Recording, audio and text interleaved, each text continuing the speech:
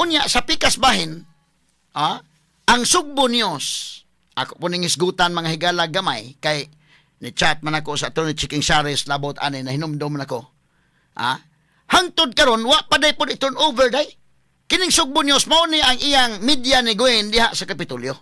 With due respect sa mga naang mga tao nga naa ni diha. Mga mantigo ni mga tawhana, mga maskom kini mga sukit di paminaw. Nagtrabaho ni sa media gyud kani adto. So sweeto kini sila ani, no? Mayos la ni.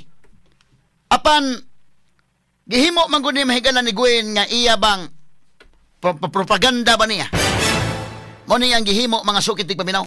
Straight to the point.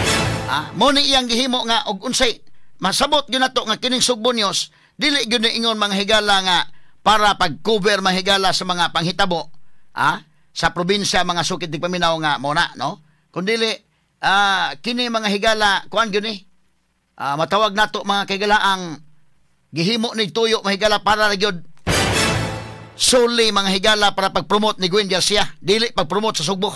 Straight to the point. O na prangka-prangka pagka-istorya karon wa pa i-turn over. Ingon si kini ni ang bagong PIO ron wa pa ma-turn over kini. Sa ato ning isgutan kadali mga kaigalaan.